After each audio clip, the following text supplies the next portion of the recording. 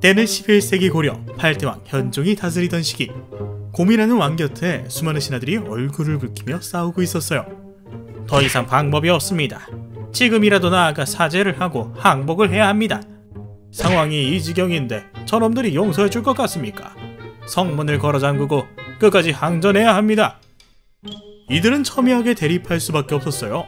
며칠 뒤면 거란의 40만 대군이 수도 개경으로 들이닥칠 예정이었거든요. 그런데 그때 지금 항복을 말하는 자, 이 자리에서 목을 내리치시지요. 갑작스럽게 등장한 60대 신하의 호통은 주위 사람들 모두를 입다물게 했어요. 그 사람은 바로 강감찬이었죠. 서울 지하철 2호선을 보면 봉천, 서울대 입구역을 지나 낙성대역이라는 곳이 나와요. 서울대는 서울대학교잖아요? 그럼 낙성대는 낙성대학교인가? 아니죠. 낙성대는 대학교 이름이 아니라 엄청난 전설을 품은 곳이에요.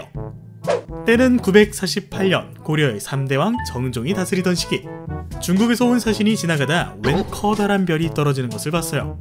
한 번도 본 적 없는 집채만한 별이 떨어지자 중국 사신과 일행은 별이 떨어진 곳으로 달려갔고, 그곳에서 웬 아기 울음소리를 듣게 되죠.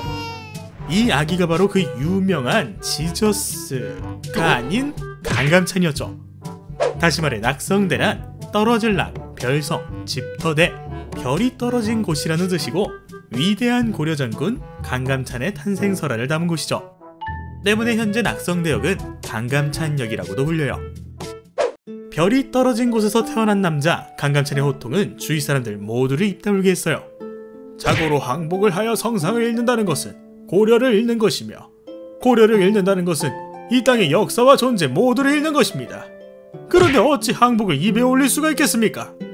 다만 우리 군의 수가 상대적으로 적으니 당장의 위협을 피하고 서서히 이길 방법을 모색하시옵소서.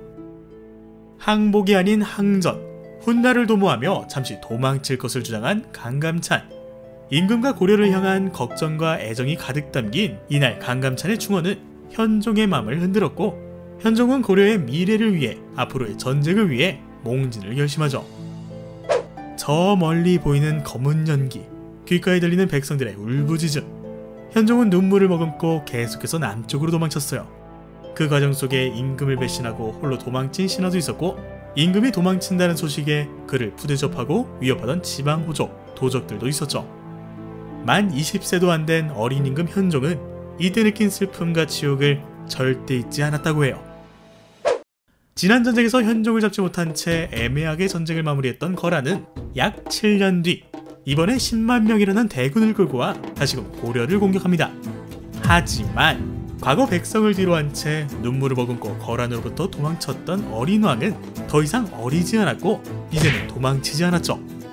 지난날 그대는 내게 고려의 운명, 고려가 나아가야 할 올바른 방향을 믿고 맡겼어. 이제는 내가 그대에게 고려의 운명을 맡기고자 하오. 상원수 강감찬은 적들로부터 백성들을 지키고 이 전쟁을 끝내도록 하라. 오케이. 이게 얼마나 멋지고 현종과 강감찬의 케미를 엿볼 수 있는 장면이냐면, 우리들은 흔히 강감찬을 무신으로 알고 있지만 그는 문관 출신이었다고 해요.